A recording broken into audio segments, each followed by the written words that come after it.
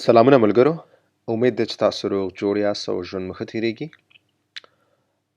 ملګرو که تاسو ته یاد وي په 18 درس کې د درسي ویډیو کې ما په سوال باندې مطلب تاسو به سوال څنګه کوئ یو ویډیو جوړه کړې وه، درس مې ورکړی و او هغه ویډیو چې کوم و هغه په یس نو مثال ها یا نه سوالونو باندې وه چې هغه سوالونه چې تاسو به څنګه کوئ چې کوم جواب په ها یا نه کې مثال تا ډوډۍ خوړلې ده، هو ما خوړلې ده یا نه ما خوړلې ده، نو هغه سوالونه چې کوم جواب په ها یا نه کې په هغې ما یو ویډیو جوړه کړې وه.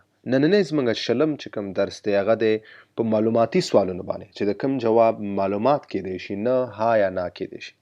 مثال لکه څنګه معلوماتي، لکه زه پوښتنه کوم چې هغه پلانکې کور چیرته دی یا هغه پلانکې دفتر چیرته دی، نو دې جواب ها یا نه نشي کیدی، دې جواب معلومات کیدی شي، یعنی معلومات چې هغه دفتر په پلانکي سړک باندې ده یا په پلانکي ځای کې دی. صحیح دی؟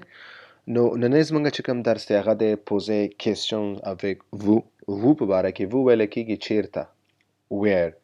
معلوماتي سوالونو لړۍ کې مثال وو زموږ اولنی دغه دی چې په دې موږ ویډیو جوړو، داسې بعد نور باندې هم جوړو، لکه معلوماتي سوالونو کې موږ سره مثال مختلف د وخت په باره کې به څنګه پوښتنه کې، د ځای په باره کې به څنګه کې، د وجې په باره کې به څنګه سوالونه کې. نو نننی چې کوم زموږ معلوماتي سوال دا درس دی، معلوماتي سوال به څنګه کوئ، هغه دی د وو سره، یعنی چیرته چې کله تاسو یو ادرس یا یو ځای په باره کې معلومات اخلئ. صحیح دی؟ نو دا زموږ نننی درس دی. نو راځئ چې مخکې ځو.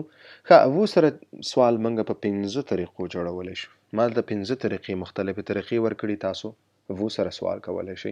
دغه اولني 2 طریقو کې موږ وو سر کې راوړو. مثال او est la restaurant، رستورانت چیرته دی. صحیح دی؟ دا یو طریقه دی کې وو موږ ټولو سر کې راوړی دی. صحیح دی؟ او ما یو جواب ورکړی، le restaurant est sur la rue Jean Jaurès، رستورانت چې کوم دی هغه جون جوغیس سړک باندې دی. مثال صحیح دی؟ نو په دې اولني طریقه کې موږ وو مخکې راوړی دی. دویم چې کوم دی هغه دی وو اسکا le restaurant. صحیح دی؟ نو دې کې هم موږ وو مخکې راوړی دی، معنا هم دا ده چې رستورانت چیرته دی. که تاسو یاد وي ما اسکو باندې هلته هم مثال جوړ کړی و چې مثال اسکو موږ په هانا مثال په 18مه ویډیو کې هانا په سوال کې هم استفاده دې کولی شو، ټول سر کې راوړلی شو. خو چې کله موږ وو مخکې سر کې راوړو معلوماتي سوال لپاره، نو دا جواب یې معلوماتي راځي. صحیح دی؟ نو دا 2 طریقې شوي. مخکې ځو. مثال داسې هم تاسو ویلی شئ، 3 طریقې مې دلته ورکړي دي. مثال il est vous le restaurant. صحیح دی؟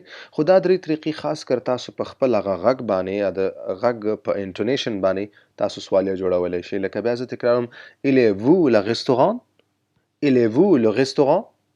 صحیح دی؟ یا تاسو څلورمې ته وګورئ le restaurant il est vous. صحیح دی؟ نو د دې دواړو معنا بلکې د دې څلورو معنو معنا دا چې رستورانت چیرته دی. خو په دې درېیمه کې موږ وو منځ کې راوړی، په دې څلورمه کې ټول اخره کې راوړی دی، په 5مه کې هم موږ اخره کې راوړو. صحیح دی؟ مثال le restaurant est vous.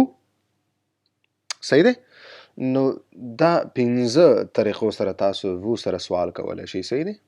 مثال که موږ دلته اوس وګورو په دریم کې موږ وو په هغه اولني 2 طریقو کې موږ وو سر کې راوړی، په دریم منځ کې راوړی او په آخري 2 کې په اخره کې راوړی. ولې د 5 واړو جملو سوالیه جملې دي او دې معنا چې رستورانت چیرته دی. صحیح دی؟ د دې 5 واړو جواب به چې کوم هغه به معلوماتي چې رستورانت مثال په جین جوغیس باندې دی. صحیح دی؟ نه د ها یا نه سره به دې جواب وي. صحیح دی؟ نو دا مثال معلوماتي سوالونه دي او بیا معلوماتي سوالونو کې دا که تاسو غواړئ د یو کور ادرس یا د یو ځای ادرس معلوم کړئ، یو مثال ادرس یو کور یا یو دفتر معلومات، نو هغې دپاره بیا تاسو وو نه استفاده کولی شئ. صحیح دی؟